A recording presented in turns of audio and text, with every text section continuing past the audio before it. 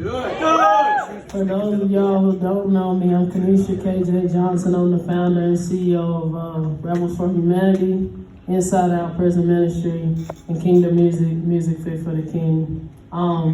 So today, I actually wrote what I was going to say, and being that y'all are older, I didn't take it lightly. So you're getting the crisp, clear version of my story. So July 7, 2014, I was arrested for aggravated assault causing seriously bodily injury. I was released August 14, 2015 on an 8-year probation. And I won't talk too much about what it is to do wrong, because we all know how to do what is wrong. It's easier to do what is wrong than what is right. So this evening I want to highlight and glorify all the right things and share how God made a difference in my life and what He's doing now. Before I go any further though, I want to just share this first song, which this is my testimony in a nutshell real quick, in 2 minutes.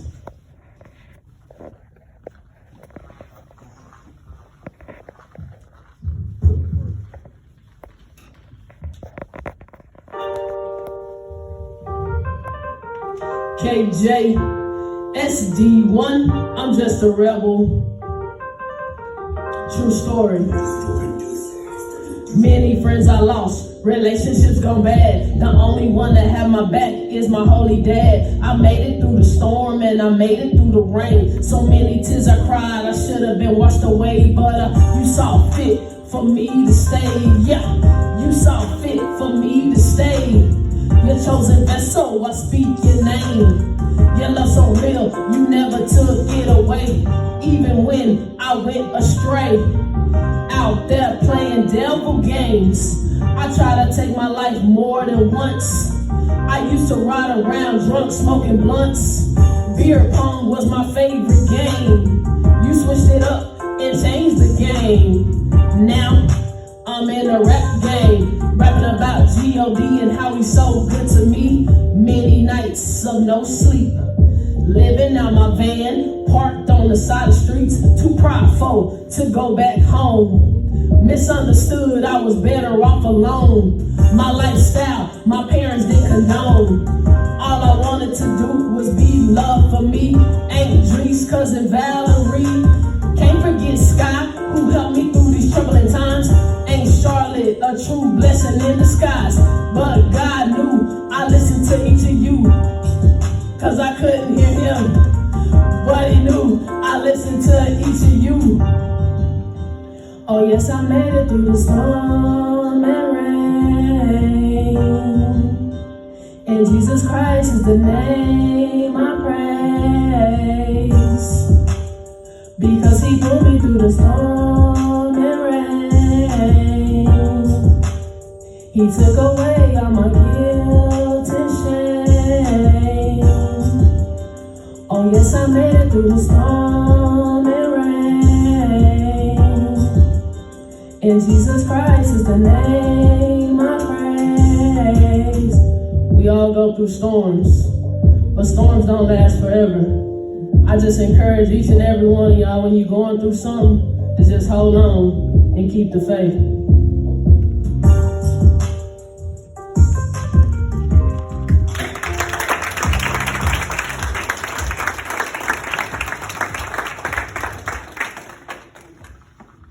So I was homeless, drinking, doing drugs, hanging with the wrong people, and then boom, jail, then prison. While I was in the county jail, I discovered my gift of music, but not just any music, kingdom music.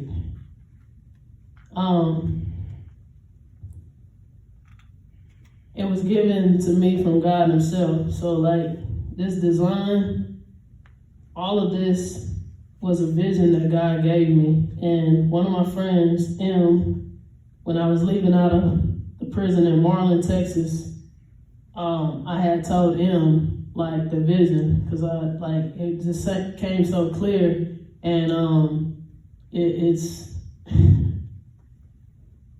the vision that he gave me was this logo that you see on this shirt, like highlighted on the screen, and I was on the stage in front of millions of people rapping and talking about Jesus.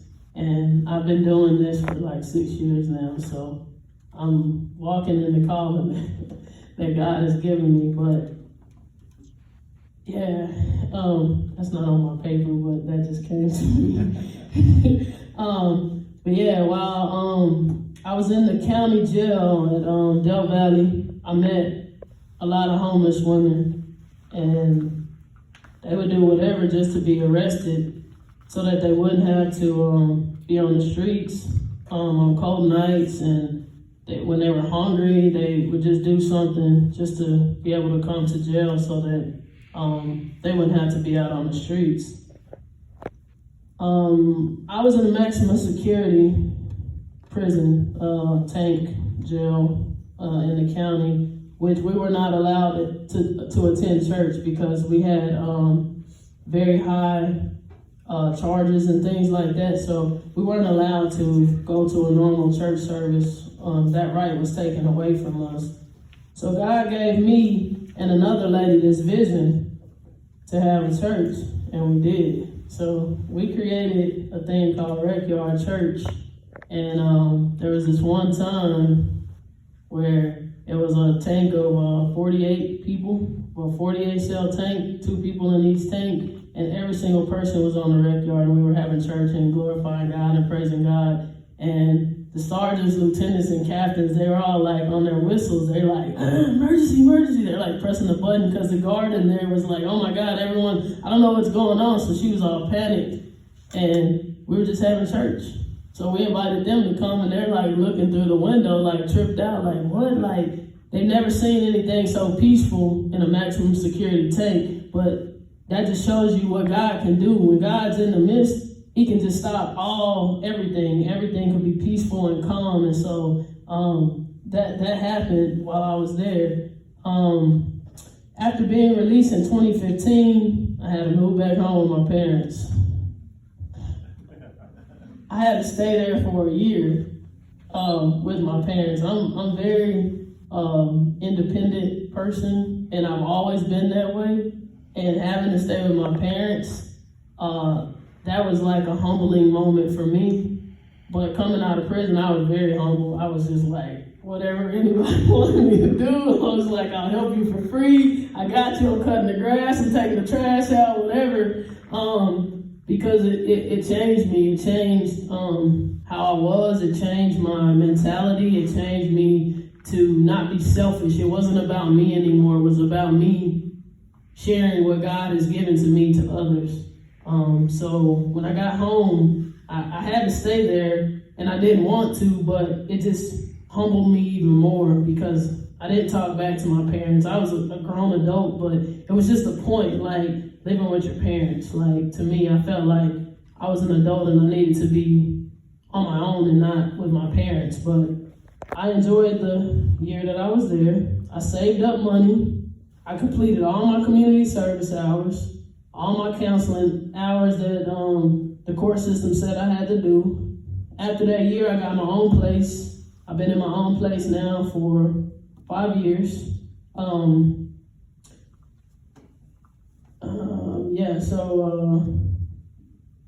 So after that, it was quiet time because it's just me at my house. At my parents' house, I had my nephew, and I was sleeping in a bunk bed, like with my nephew. When I got home, he was like 10 then. He was 10, so I'm sharing a bedroom with a 10-year-old.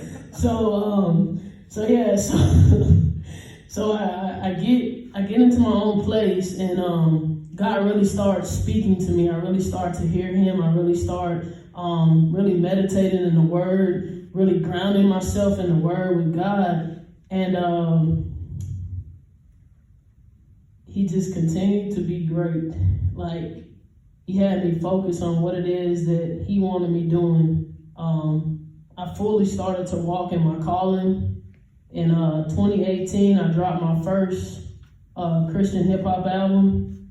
from the streets to the temple. I had at the time he was 10 and the other one was 5. And we formed a group called Streets Disciples. That's where the SD1 comes from. So that happened. Then Inside Out Prison Ministry was formed while I was incarcerated, but I didn't have a name for it. I didn't know what the name of it was going to be until 2016. Rebels for Humanity started October 2016. And God gave me all of this because I was obedient to Him. Like, I never saw myself doing any of this, speaking to anyone, rapping for anyone. I never saw it, ever. And if y'all ever are somewhere and my mom's there, just ask her how terrible of a child I was. I gave my parents a very hard time. So for them to see where I was and where I am now, it's definitely something different for them. Like, my mom says she's very proud of, what I'm doing and the fact that I'm doing it for God, and I didn't let obstacles stop me from doing what it is that I was called to do. So 6 years now in the ministry. All the ministries have grown. Some of y'all follow the social media, but Rebels for Humanity, we're international. We have projects that we do in Haiti. We are feeding the homeless in Orlando, Florida. We've been requested to go to Kentucky. We are getting ready to go to Houston next month in August. So the ministries are growing. Prison ministry, it's about 120 individuals that I call family that are here throughout the state of Texas, also in Mississippi. The music is streaming on all platforms. You can find my music on all platforms. So it's just like a blessing. Like, God just used me to put it all together, and that's his masterpiece. So I did say I went to prison, and when you go to prison, you have a background that makes it hard for you to get a place, that makes it hard for you to get a job, that makes it hard for you to go to school. But I'm currently enrolled at the Colorado Christian University, taking online courses for biblical studies and theology. And it wasn't easy. I had to the dean called me directly, ring me up and was like, yeah, your story, you went into in-depth details. I was like, well, I have nothing to hide. You pull my background, you're gonna see it anyway. So it's like, I just rather be honest and go ahead and tell you. And his words were, I would be honored to have you as a student at my school. And I was just like, thank you, God. And right now I have a 96 in my course, and I'll finish my first class next week. And I'll start my next class, which is Biblical Seminar, the following week. July 18th is the first day of class. So I'll finish one and I'm going into the other. And it's been really great, and I'm learning different things. I never went to college. I graduated high school, but I stopped. I wanted to do what I wanted to do. So this is something new to me, this whole college thing, financial aid. I'm 37 and I'm learning things that I felt like, because I was just ignorant and not wanting to do what it was God was already lining up for me, because I had scholarships to go to colleges in New York, but I chose to take a whole U-turn and do what I wanted to do. So, yeah, this is all new, but I'm enjoying it. I don't know. I was recently on the news, on KU News. They brought me a big old basket of popcorn and candy and stuff, and some fresh lemonade that was really, really good. And I got this really nice award that it says Kenesha Johnson on it, because in the prison system it says Kenesha Johnson too. It doesn't say KJ. So I was like, hey, some good to outweigh the bad. If you look up my name, it's some good to outweigh the bad. Yeah, I think I got all that. I wrote this down because I didn't want to leave out anything. Okay, so I do want to leave you all with this. This is my my words of encouragement for you guys. The walk that I'm on now, it wasn't easy. I had to work very hard. Like, I felt like I had to work overly hard for my accomplishments that I have, because people look at you and you've been to prison and they don't want to give you an opportunity. They don't want to give you a chance. So I felt like I had to do more. I had to overachieve what it was that I needed to do to not fall back in the cracks, not have to go stay back in my parents' house. So I worked like 4 jobs on top of doing all this. Just so it's like hustle game. If it's something that I want, I'm gonna do what I need to do to make sure that I get it. So that's that. Nothing in life comes easy. And then I have this. Never try to fit in with the in crowd. We're all uniquely designed. God uniquely designed us and gave us all special gifts. So don't ever try to fit in with what he's doing or what she's doing. What you're doing is what God has put on you for you to do. You are your own person. And if it's something that you feel like you can't do it, or someone's doing it better for you, create your own lane. Make your own stuff. Like, nobody I grew up with is doing anything like what I'm doing. I've created my own lane. Like, and they like text me, "Oh, you Hollywood now, you can't even call us back." I'm like, what you talking about? Like, I'm busy. I don't have time to do whatever you're doing. I don't even know what they're doing, because I'm so focused on what it is that I'm doing. Also, never allow the things of the world to take your focus off the one who created this world. When we start taking our gaze off of God and we start doing things of the world, we lose that focus on what it is that we're actually supposed to be doing. I got another song I'm gonna do, which Miss Sarah especially requested this, so I think she liked this one, y'all. But it costs to be down with the King Jesus, that is. It's not easy, and it wasn't cheap. Keep this in your heart when you feel like giving up, misunderstood. Always know that God loves you, and he can use anyone to share and bring his word to the lost sheep. With that being said, I'm going to drop this counting cost for y'all.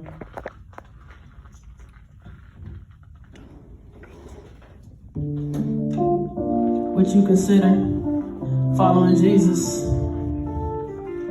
He gave his life so each and every one of us could live and die for him if need be. Counting the cost, counting the cost, counting the cost, counting the cost, hey, counting the cost, counting the cost, counting the cost to follow Jesus Christ. Counting the cost to follow Jesus, been disciple, never easy. Disobey, be disciplined with Jesus Christ will always win. He gave his life for all our sins. The cost of following Jesus, yeah, we gotta give up things in our lives. Family and friends, the ones who are very close, the ones that we love the most. But been a disciple, you gotta put God first, loving him before ourselves, pushing pride to the side.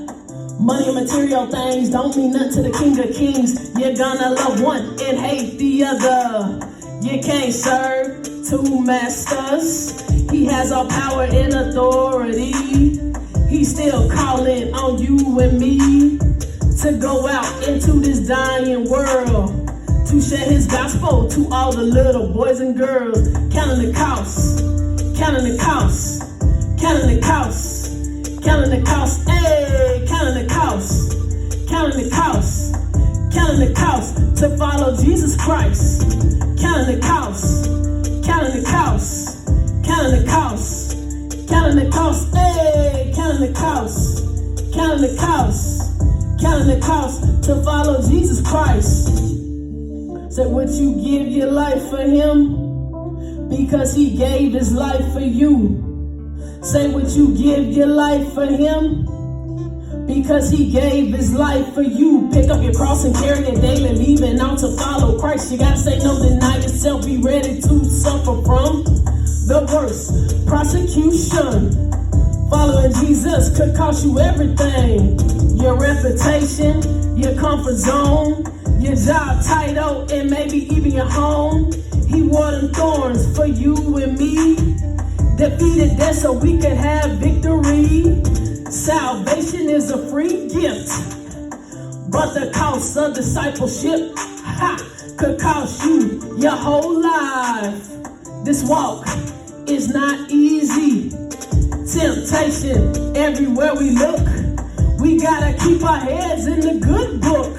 Stay armored up and war ready, cause we were bought at a very high price. Hey, counting the cost, counting the cost, counting the cost, counting the cost. Hey, counting the cost, counting the cost, counting the cost to follow Jesus Christ. Counting the cost, counting the cost, counting the cost, counting the cost. Hey, counting the cost, counting the cost, counting the cost to follow Jesus Christ. Say, would you give your life for him? Because he gave his life for you. Say, would you give your life for him? Because he gave his life for you. When he died on the cross, with his head hung down. Say, would you give your life for him? Because he gave his life for you. Hey!